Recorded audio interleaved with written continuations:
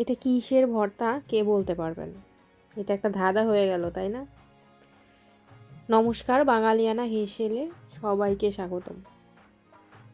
তো গরম ভাতের সাথে এরকম যদি একটা আইটেম থাকে তাইলে আর অন্য কোনো খাবারের কোনো দরকারই হয় না। তো চলুন কি তৈরি করেছি, এটা কিসের ভর্তা তৈরি করেছি, পুরো রেসিপিতে চলে যাব। এদিকে আমার ফ্রিজে অনেকগুলা মাছের লেজা ছিল।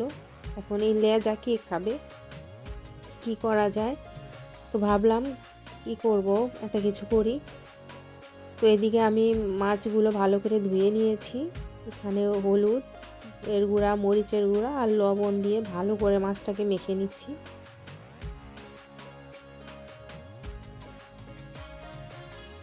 তো এদিকে মেখে নেওয়া হয়েছে সবগুলো মাছের মধ্যেই, যাতে ভালো করে হলুদ মরিচ লবণটা যায়, সেভাবে করে রেখেছি।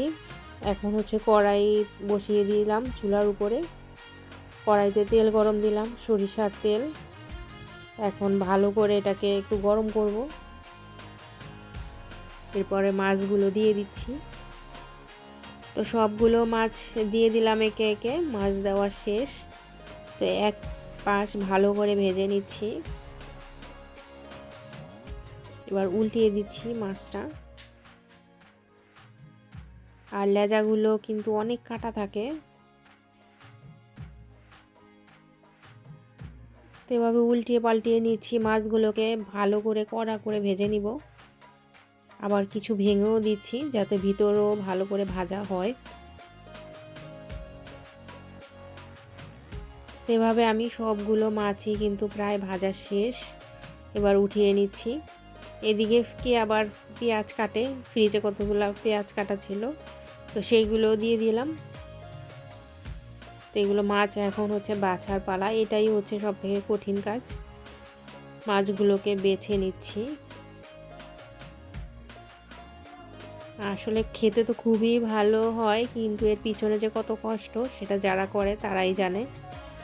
তো এইদিকে আমি সবগুলো কাটাকে বেছে নিচ্ছি এভাবে। তো অনেক টাইমের ব্যাপার, বসে বসে কাটা বাছা। তো প্রায় কাটা বাছা শেষ। তারপরও এত বাছার পরেও কিন্তু টুকটাক কাটা থাকে, সেগুলো এখন উঠিয়ে নিচ্ছি। দেখেন ফাইনালি কিন্তু এখন মোটামুটি কাটা বাছা শেষ। একটা দুইটা থাকলে থাকতে পারে, তো ভাবলাম এত কষ্ট করে বাছলাম, যারা খাবে তারা বেছে নেবে। এদিকে মাছ বাছতে বাছতে আমার পেঁয়াজগুলো ভাজা হয়ে গেছে।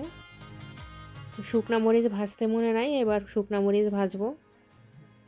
শুকনা মরিচগুলো আলাদা আর তেল দিলাম না, ওই পেঁয়াজ থেকে যেই তেল বের হবে সেই তেলেই শুকনা মরিচ ভেজে নিব।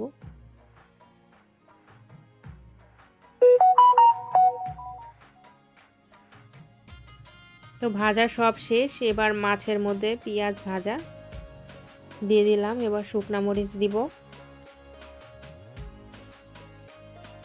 দিয়ে দিচ্ছি পরিমাণ মতো লবণ। আগেও লবণ দিয়েছি, এই জন্য এখানে একটু ভেবেচিন্তেই লবণ দিতে হবে।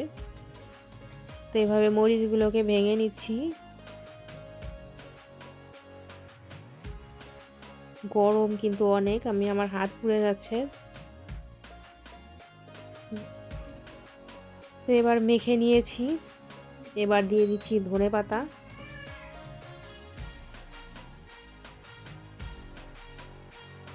কয়েকটা লেবু পাতা দিয়ে দিলাম, ভাবলাম একটু দেখি কেমন ফ্লেভার আসে লেবু পাতায়। এ পর্যায়ে দিয়ে দিলাম 2টা কাঁচামরিচ। তো কাঁচামরিচ দুটোকেও মেখে নিচ্ছি। দেখবো যে ফাইনালে আসলে এর স্বাদটা কেমন আসে। এবার সবগুলোকে ভালো করে মেখে নিচ্ছি। দিয়ে দিব সরিষার তেল। এটাই এই মাছের ভর্তাটায় প্রধান স্বাদের যেই কারণটা, সেটাই সরিষার তেলের জন্যই কিন্তু আসে। তো সরিষার তেল দিয়ে ভালো করে মেখে নিয়েছি। বলতে পারেন একটুখানি দিয়েছি, কারণ আমি পুরো মাছটাই সরিষার তেলে ভেজেছি, এই জন্য একটুখানি দিলাম।